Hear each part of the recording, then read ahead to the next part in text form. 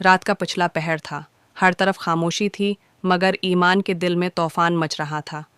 वो आईने के सामने खड़ी थी, चेहरे पर जर्दी और आंखों में नमी थी। सफ़ेद जोड़े के झालर पर पड़ा हर मोती उसकी आंखों के आंसुओं जैसा लग रहा था। आज उसकी शादी को 5 साल मुकम्मल हो चुके थे, लेकिन वो आज भी दिल से बीवी न बन सकी, क्योंकि उसका दिल वहीं उठका था, हसनीन में। ईमान ने आ भरी और आंखें बंद करके खुद को माजी के इस लम्हे में ले गई जब हसनीन पहली बार उसकी ज़िंदगी में आया था। सादा मगर प्रासर बातें, वो नज़रें जो अंदर तक चीर जाती थीं, और वो लहजा जो कानों में रस घोल देता था। मगर फिर सब कुछ एक पल में बदल गया। वो जो दिल के सबसे करीब था, अचानक सबसे दूर हो गया। बहुत शौक है तुम्हें सच बोलने का? हसनीन की आवाज़ उसके कानों में गूंजी।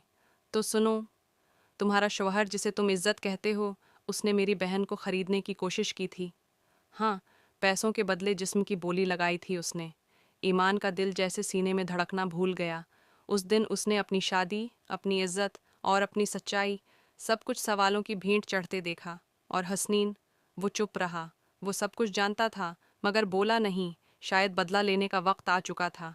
अगर मैं सच बोल दूं तो ये शहर तुम्हारे शौहर के चेहरे पर थूक देगा, मगर मैं चुप रहा, क्योंकि तुम्हें बचाना था। हसनीन के इन अल्फाज ने ऐमान के वजूद को लर्जा दिया था। वक्त गुजरता गया। ऐमान एक बीवी बनी रही, मगर अंदर से वो सिर्फ हसनीन की यादों में जिंदा थी। इसका शौहर बज़ाहिर दुनिया की नज़र में एक कामयाब बिजनेसमैन, मगर असल में एक ऐसा शख्स जो रिश्तों को सूदे के तौर पर देखता था। इसने ईमान को सिर्फ अपनी जीत के निशान के तौर पर रखा, ना कि एक साथी के तौर पर। ईमान ने कई बार सोचा कि सच सामने ला दे, मगर हर बार माँ की नसीहत याद आ जाती।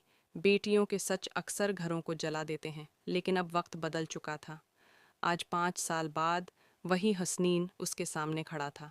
बालों में हल्की सफ़ेदी, आंखों में थिकन, मगर लहजे में वही दर्द। इसने ईमान को देखा, कुछ कहना चाहा, मगर ज़बान रख गई। ईमान ने खुद कहा, क्या तुम अब भी मुझे कसूरवार समझते हो? हसनीन ने पल भर सोचा, फिर बोला, नहीं, अब कसूर सिर्फ वक्त का है, जिसने तुम्हें मेरे साथ होने नहीं दिया। ईमान के आंसू बहने लगे। तुम्हें पता है हसनीन, तुम चुप क्यों रहे थे उस दिन? क्योंकि तुम जानते थे कि मैं कमज़ोर हूँ। तुमने मेरी कमज़ोरी को मेरी ढाल बनाया। मगर आज मैं कमज़ोर नहीं हूँ। हसनीन ने एक कदम आगे बढ़ाया। तो फिर बोलो ईमान, क्या तुम अपने शौहर से सच बोल सकती हो? ईमान ने निगाह नीची की, फिर आहिस्ता कहा, मैं उससे नहीं, खुद से सच बोल चुकी हूँ। अब जो भी हो, मैं अपने ज़मीर के साथ जीना चाहती हूँ। इसी लम्हे दरवाजे पर दस्तक हुई। ईमान का शौहर फहद दरवाजे पर खड़ा था। इसकी नज़रों में शक और लहजे में जहर था। ये सब क्या है ऐमान? ये शख्स है क्या? तुम्हारे साथ क्यों है? ईमान ने बेखौफ होकर जवाब दिया, ये शख्स वो है जिसने तुम्हारी सच्चाई छिपाई ताकि मेरा घर न टूटे। और तुम वो हो जिसने मेरी खामोशी को हटा दिया। कमज़ोरी समझा। आज मैं खामोश नहीं रहूंगी। फहद की आंखों में गुस्सा था, मगर वो जानता था बाजी पलट चुकी है।